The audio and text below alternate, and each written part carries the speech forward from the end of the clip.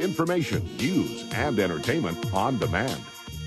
WSRadio.com. Welcome to Kitchen Dough, the food entrepreneur show with Mary and Heather. I'm Mary Goulet. And I'm Heather Ryder. And we're going to really dive into why people actually get involved as a food entrepreneur. What is it? Why do people actually, decide to turn on the oven and go for it? Yes, because turn up the gas. We scared you guys in the last segment about, you better do your research. You better know the laws. You better do your homework, Missy. Exactly. Well, who are you, Mary and Heather, to tell me to do my homework? Because that's the reality of it all, right? Yeah, and we've been entrepreneurs like our entire lives, and we know it's not easy. No, we've been through the ups and the downs. And all the mistakes she made, right? How did I do all that by myself?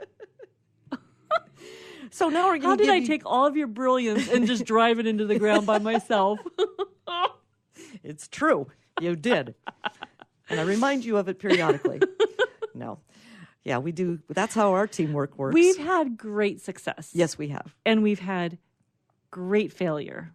And I will tell you, I think that I have learned just as much on both ends. Oh, for sure. Probably more from the failure. And I've interviewed people, entrepreneurs, and they tell their story. Mm-hmm. It was difficult. We made a lot of money.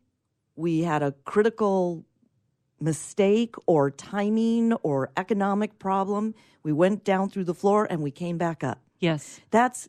It's not unusual for Heather and I to say we had a lot of success and we also had failures and mistakes. It's just the way it is. This life. Yeah, so we're trying to help mitigate them for you. It would be so boring. Yeah, right. To not make mistakes. But you know because what? if you're not making mistakes, you're not taking risks. Yes, and to that, through this show, we're going to give you as much information. So, one, it kind of cuts down a little bit on your research, but you still have tons to do. But also, it gives you an idea. Oh, don't design the logo before I sell my first batch. You know what I mean? Don't order 1,000 cards. Exactly, and 10,000 in a website. Right. Yeah. Oh, well, that was a mistake you made. Exactly. Okay, so what are the top 3 reasons people start a home-based food business? I think just real quickly, if we're going to touch on what they are, recipe rapture. Like everybody just loves, even my son who is a junior in college, when we were talking about starting this show and doing this, he's like, Mom, people love talking about food and recipes and just fall in love with the whole, there's something very romantic and very real about being in the kitchen. Oh, I love it. It's kind of brings the nostalgia back. Yes. And people, I think, a lot of times start with a recipe that they love. It was a recipe that was handed down from a grandparent.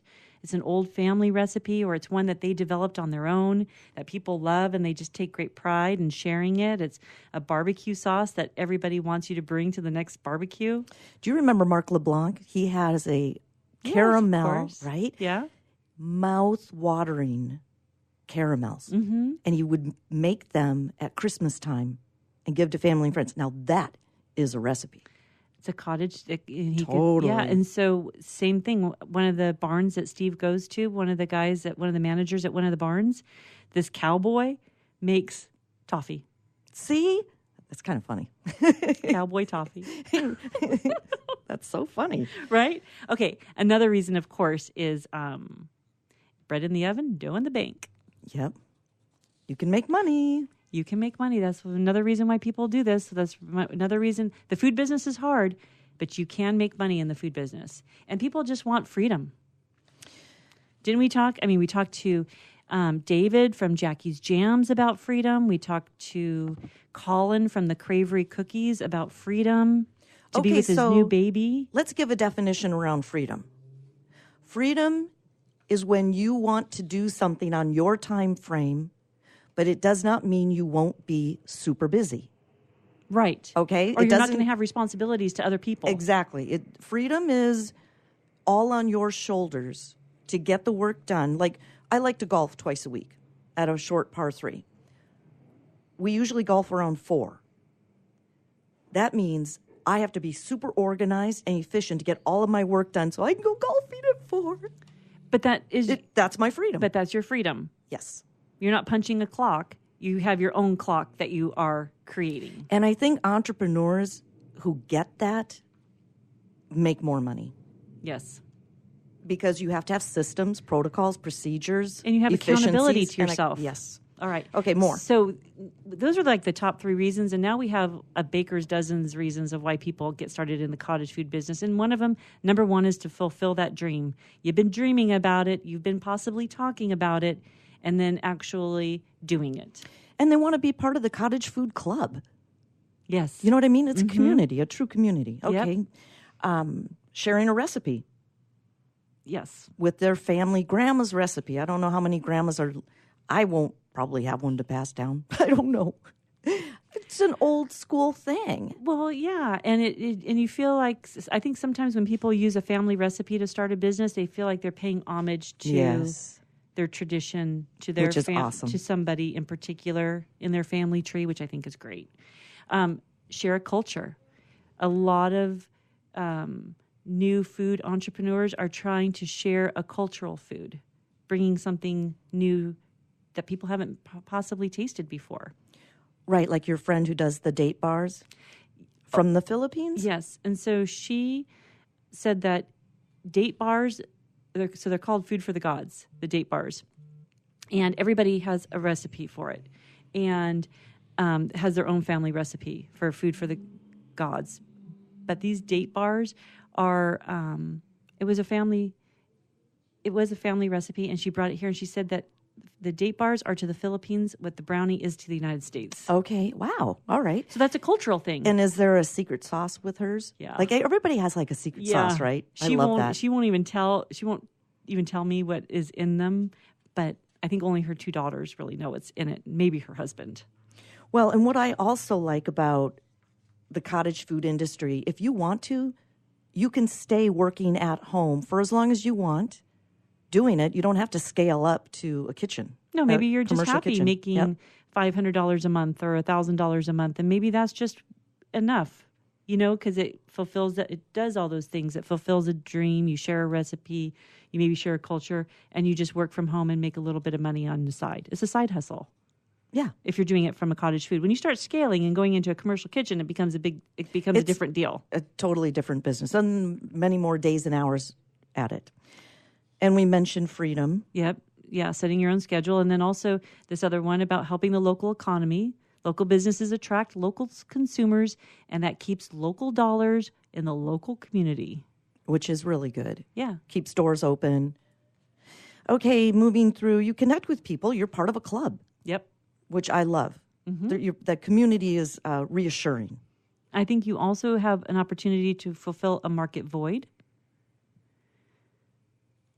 That possibly that you're making something that isn't out there. If you have a great recipe like the date bars. Yeah, that's not out there. No. And everyone that I share those date bars with, they're like, where did you get these? It's a little bit of a market void. Not everybody has a date bar. Pays the bills. Pays the bills. And you know what? Maybe not all the bills, but maybe one. Back into your numbers. How much do you want to make a month? How much are your ingredients and how much can you sell them for and quantity, and see if it would pay off? I also love this one. You get to work with loved ones. Because they're the only ones that are going to show up. Help you pitch your tent. Well, they are. They're going. My sister. You just end up bringing in friends and family. It's a family business. Yes, and you get to be creative, and there's a lot of joy in cooking. I mean, there was a whole great cookbook called The Joy of Cooking. Exactly. There's a reason, because there is a lot of happiness and joy. And then you also get to promote better living through better food. When we talked about, if you're going to have a cookie, I'd rather have a cookie made with real butter and real sugar than something that I can't pronounce. Okay, up next, we're going to be talking about starting a cottage food business and overcoming some little sticky obstacles. All right, you've been listening to Kitchen Dough, the Food Entrepreneur Show. We'll be right back.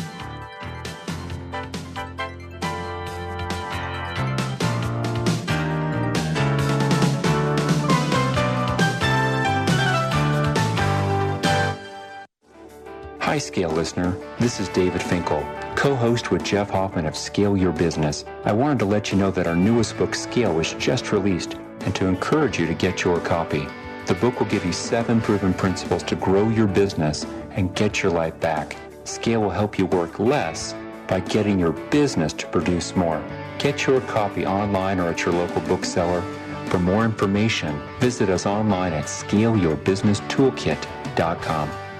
Are you seeking to change your career to something that is both fulfilling and challenging? Do you want to help people reach their full potential and strive to achieve their dreams? Would you like to inspire those around you and help create a better world? If you're serious about a career change or just want to explore the craft of personal coaching, contact Accomplishment Coaching. With locations across the country in Washington, D.C., Seattle, Chicago, New York City, and San Diego, Accomplishment Coaching is the leading institution in personal coaching. Our staff carefully monitors the entire program, live during the training process, and have met the strict standards of ICF International to achieve accreditation. Through a focus on quality instruction rather than endless modules of training, Accomplishment Coaching will guide you from your very first step all the way to becoming one of the finest coaches in the world. Visit accomplishmentcoaching.com to learn more. Accomplishment Coaching, where coaches lead and leaders coach. Christopher McAuliffe is your source for the latest in the world of personal coaching. Whether it be speaking with such luminaries as Deepak Chopra or getting the newest techniques and innovation, the coaching show is always on the cutting edge of what's happening now. Gotham Books presents Marriage Rules by Harriet Lerner. The book Martha Beck calls required reading for anyone hoping to interact successfully with any other human, not just for those in romantic relationships. Get your copy wherever books and ebooks are sold, and visit harrietlerner.com to learn how to change your marriage today.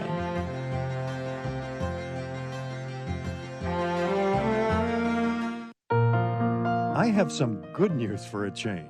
With the stressful times upon us, having a regular glass of wine has proved in many studies to reduce stress. Want some more stress-relieving tips? VinVillage.com is an exciting new social organization connecting wine lovers around the country with an exclusive local and online wine lifestyle experience. Vin Village members can meet others online and in person, attend wine dinners and tastings, participate in forums, blogs, and wikis, purchase limited and exclusive wines, even create your own wine. You heard me. Create your own wine. And best yet, membership is free. So reduce some of the stress and have some fun. Join now and connect with thousands of other like-minded wine lovers. To learn more, go to vinvillage.com. That's www.vinvillage.com. Vin Village is where wine lovers connect.